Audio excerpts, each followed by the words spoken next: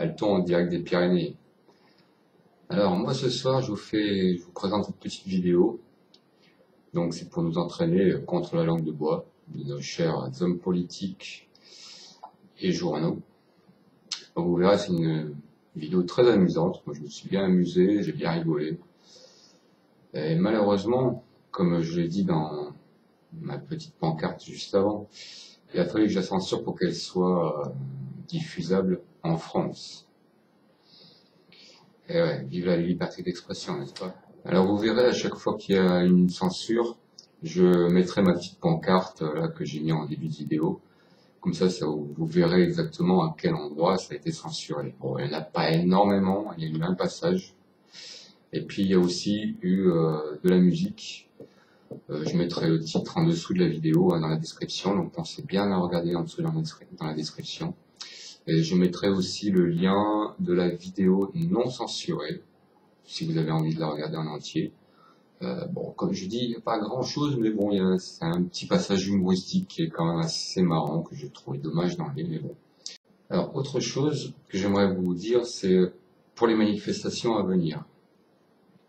Alors, j'aimerais vous donner un petit conseil, c'est d'aller faire vos courses, remplir vos frigos, vos placards de nourriture, d'eau et tout ça, au cas où on ne sait jamais.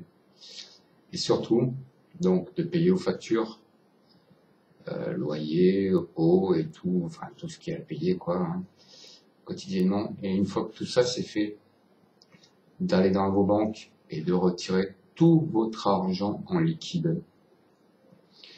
On ne sait jamais, si le gouvernement décide de bloquer nos comptes pour X ou Y raison, comme ça au moins on a du liquide dans les poches et on ne se fait pas avoir.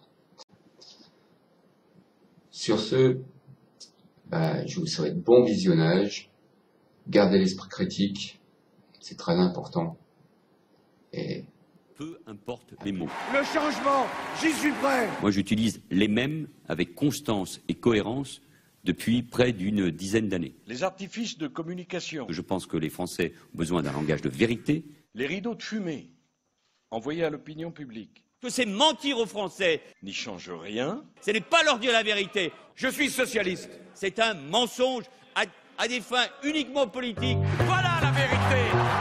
Et ce que je viens vous dire, cela sort de mon cœur. Je veux pas le laisser nous embarquer dans une sempiternelle langue de bois qui ne conduit nulle part. C'est pas la langue de bois, c'est pas un désastre. Ce ne sont pas des enfants crédules, les Français. C'est pas une langue de bois, non.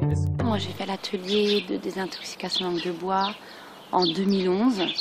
À l'époque, je travaillais dans le tourisme. L'atelier de désintox, notamment, on a fait l'exercice des mots qu'on peut mélanger à volonté et en faire une phrase. Et voilà, on a écrit tous les mots du tourisme et on l'a fait. Mesdames, Messieurs, je vous ai préparé une communication à 16 concepts opérationnels. Vous les connaissez tous, c'est avec eux que vous obtenez des subventions. Ce sont des mots qui ne veulent rigoureusement rien dire et qui ont l'air de dire quelque chose. En tout cas, ils ne disent pas ce qu'ils ont l'air de dire, et ce qu'ils disent vraiment, ils ne disent pas, enfin bref, voilà. Alors, oups, je ne l'ai pas devant vous, j'espère que vous me faites confiance. Voilà, on peut couper si vous avez encore un doute.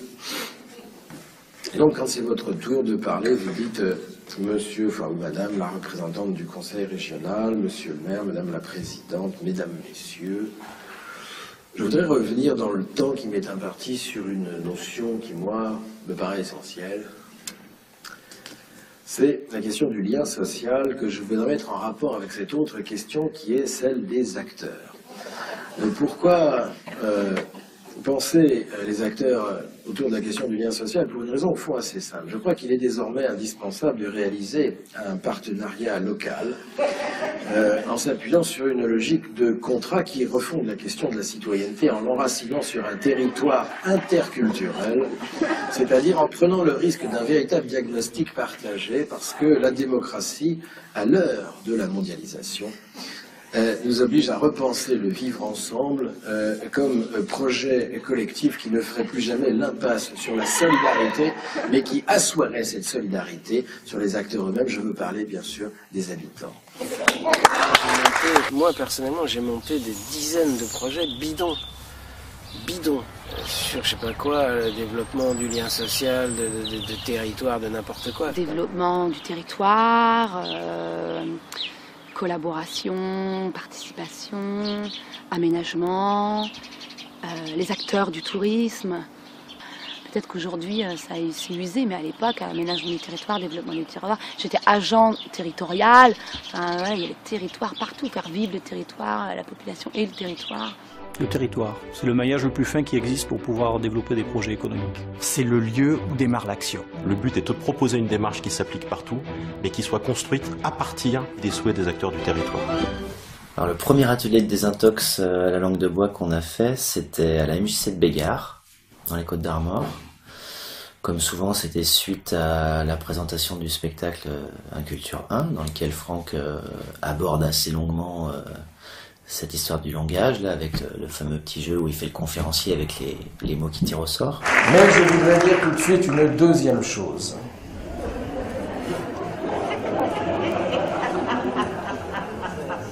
Cette deuxième chose, c'est que, comme l'a fait remarquer avec beaucoup de justesse à l'intervenant précédent, lorsqu'il a, quant à lui, particulièrement insisté sur les logiques de projet, cette deuxième chose, c'est que ce que nous appelons de ce vieux et noble mot de citoyenneté, ce que nous appelons de nos voeux cette citoyenneté locale dont je viens de parler, elle doit penser aujourd'hui, elle doit relever aujourd'hui le défi du développement en inscrivant, ça je l'ai dit, je le répète, en inscrivant au cœur de cette logique de développement la question incontournable du lien social. Parce que sans ça, je ne vois pas comment on pourrait parler de démocratie.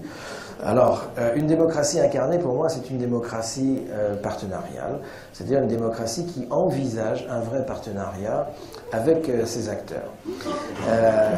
La question interculturelle aujourd'hui, c'est la question de la solidarité, c'est dans l'interculturel que se manifeste aujourd'hui la solidarité. Moi je plaide pour qu'on prenne au sérieux une bonne fois l'idée de passer avec les habitants un véritable contrat. Ce contrat, c'est quoi? Mais c'est tout simplement le contrat qui nous permet de faire face à la mondialisation. Et faire face à la mondialisation, c'est pas difficile. On n'est pas obligé de prendre l'avion, d'aller très loin, d'accord? Faire face à la mondialisation, c'est prendre le risque, ici, de réaliser un diagnostic partagé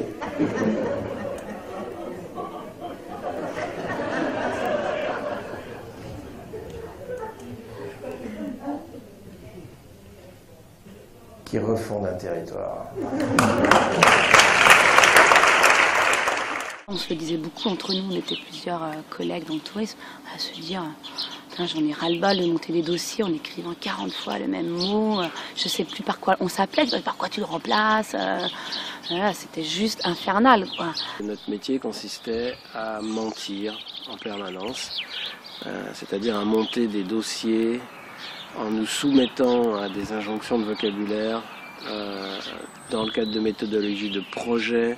Et donc on s'est mis tous à devenir des imbéciles, on s'est mis à devenir des menteurs, des tricheurs. Je pense qu'on est conscient qu'il y en a. Des fois on la repère, des fois on la repère moins, mais on n'y travaille pas. En fait, on n'y réfléchit pas. On prend pas un temps pour s'arrêter, pour dire est-ce qu'il y en a, est-ce qu'il y en a pas, qu'est-ce que ça me fait. En tout cas, tous dans nos champs professionnels, on a des champs de langage qui nous servent aussi à nous reconnaître entre nous. Et puis il y a tout ce que la langue de bois nous a injecté et qui viennent du pouvoir, les mots du pouvoir, etc. Les animateurs, tous ceux qui doivent faire des projets, ils sont envahis de mots, de procédures qu'on leur impose parce que s'ils mettent pas les bons mots dans les demandes de subventions, ils n'ont pas l'argent, quoi. On était vraiment concentrés sur cette histoire de langage, de langue de bois, de domination par les mots, d'orientation de la pensée, de langage dominant, etc. Et on voulait essayer de trouver quelque chose pour justement un support pour le travailler, un peu avec n'importe qui, quoi, avec des assos, avec des stagiaires, avec des spectateurs. Avec les compétences qu'on avait, avec des amis qui faisaient des ateliers d'écriture, des choses comme ça, on a tout doucement inventé l'atelier de désintoxication de la langue de bois. Nous, c'est ce qu'on fait un peu dans toutes les activités de la SCOP, hein, c'est-à-dire créer des moments de réflexion libre et qu'on puisse vraiment faire de l'éducation populaire, s'arrêter, réfléchir, Ben, c'est ce qui se passe aussi avec les ateliers de désintox, et du coup les gens ils jubilent. Et ils viennent, on a des gens, des petits, des grands, des vieux, des pas vieux, de tout secteur professionnel. Des linguistes aussi des fois. La phrase, c'est un concept, c'est animer la conception, le partage et la diffusion d'une vision prospective et d'une stratégie métropolitaine en cohérence avec le projet métropolitain. Comme on avait listé ces mots du tourisme, on les avait en tête tout le temps. Donc on s'était dit à chaque fois qu'on va en réunion, parce qu'on avait des réunions avec des élus, on avait chacun un élu de référence et on comptait qui allait gagner, qui avait utilisé le plus de mots, le plus de fois les mots, les fameux mots sélectionnés, quoi.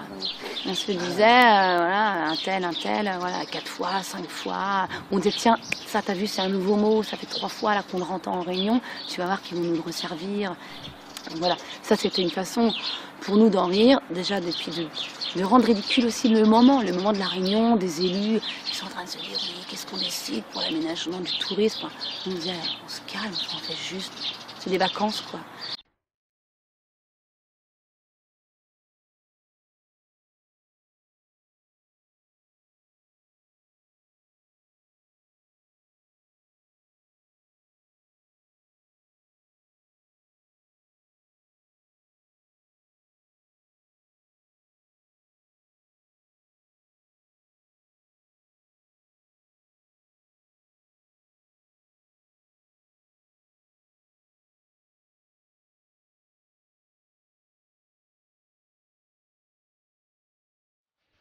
Donc pour commencer, pour s'échauffer, on prend juste une petite liste de mots de la langue de bois que vous avez repérés, qui vous agacent particulièrement, ou des nouveaux trucs qui viennent d'apparaître dans votre boulot ou dans l'actualité. Voilà, on en liste un certain nombre, et puis à partir de là, on va pouvoir bosser. D'abord, c'est assez jouissif pour les gens parce qu'ils peuvent déposer tous les mots qui les énervent. Ça, c'est la première phase, ils déposent et puis on réfléchit ensemble et on donne à quoi ça sert et pourquoi c'est pervers et pourquoi, etc. Puis aussi, les gens, le fait de lâcher ça, ils voient qu'ils ne sont pas tout seuls à subir ces trucs-là. Projet participatif. Ouais, allez-y, hein. Flexibilité. Flexibilité. Innovation. Innovation. Qualité de vie au travail. Qualité de vie au travail. Rentabilité. Il est là, il est écrit. Ah ouais. Projet. Feuille d'heure. Réseau. Efficience. Mutualiser. Optimiser. Cohésion. Innovation. Ah, innovation. Économie d'échelle. Et donc on s'est rendu compte que tout le monde souffrait. Et ce qui se passe dans les ateliers de désintoxication, c'est qu'on vérifie collectivement qu'on n'est pas dupe. Et ça crée une force terrible. Donc on fait un premier appel de mots auxquels ils sont soumis et puis on essaie de les classer dans des catégories. Et on explique qu'est-ce que c'est ces catégories, à quoi ça sert un oxymore, à quoi ça sert un sigle, à quoi ça sert un anglicisme. Donc, là, il y a déjà pas mal de familles qui sont repérées. Donc, si on prend par exemple des favorisés, on dit quoi? Les jeunes défavorisés, par exemple. Ça, c'est une famille de mots, de langue de bois. Dans la classification qu'on a fait au pavé, maintenant au contre-pied, c'est une façon d'organiser un petit peu les différentes familles. Il y en a une douzaine. On les fera peut-être pas toutes ce matin d'ailleurs, hein, mais c'est juste pour essayer de trouver la logique de chacune des langues de bois. Parce qu'en fait, elles ne servent pas à la même chose, chaque famille. Donc c'est ça qui est intéressant de repérer, c'est à quoi sert chaque langue de bois et aussi comment elle est utilisée, quoi. Donc les jeunes défavorisés, c'est la famille qu'on appelle des euphémismes.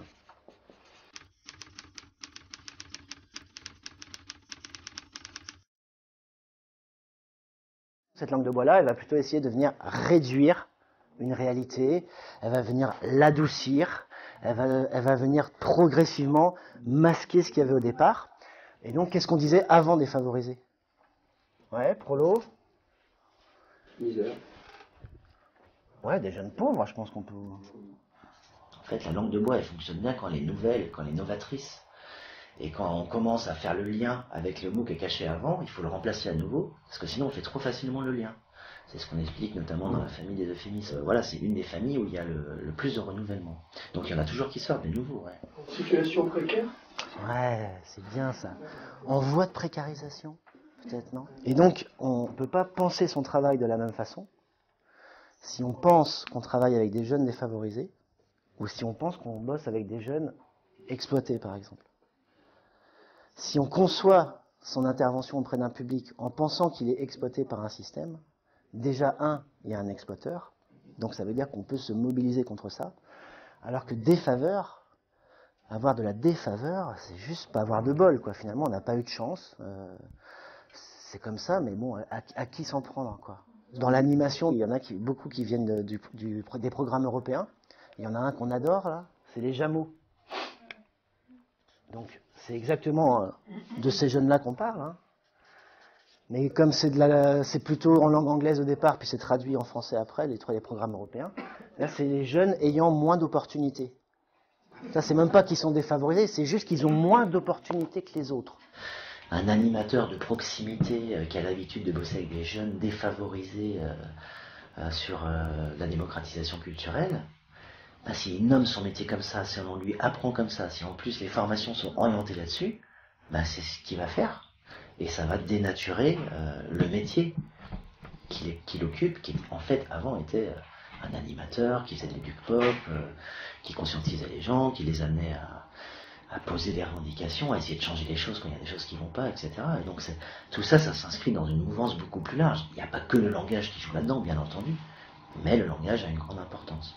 C'est pas seulement que les mots changent ou qu'on les modernise, etc. C'est que ça change notre façon de nommer la réalité.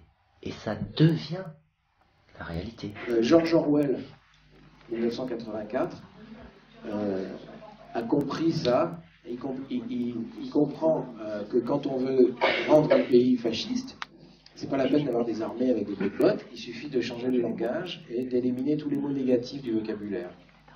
Vous vous rappelez ce qu'on lit en 1984, la fonction du héros, il est pur le dictionnaire.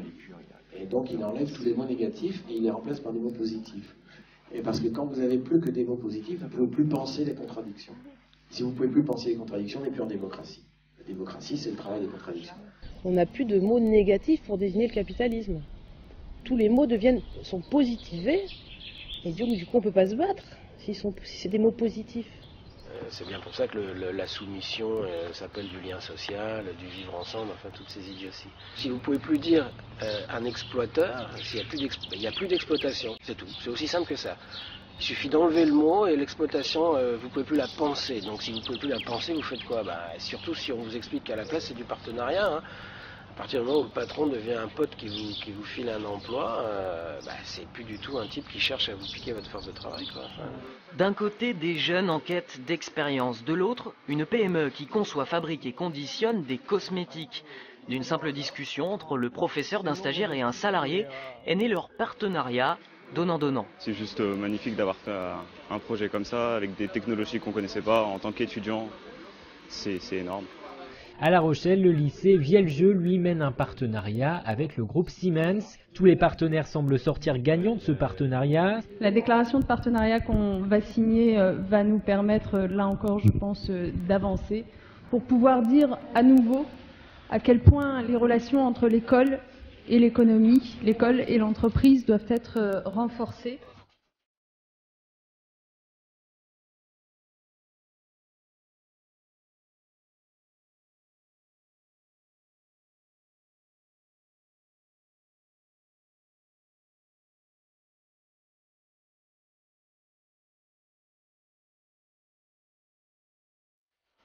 Les oxymores, très très grande catégorie de la langue de bois. Vous avez Sarkozy a abusé de l'oxymore.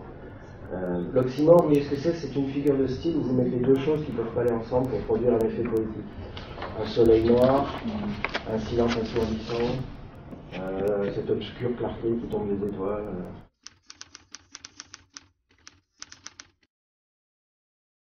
Alors ça, c'est une des familles qui s'est le plus développée sur ces 10 dernières années. Oxymore, vraiment le truc, c'est de nous empêcher de penser avec ce mot-là.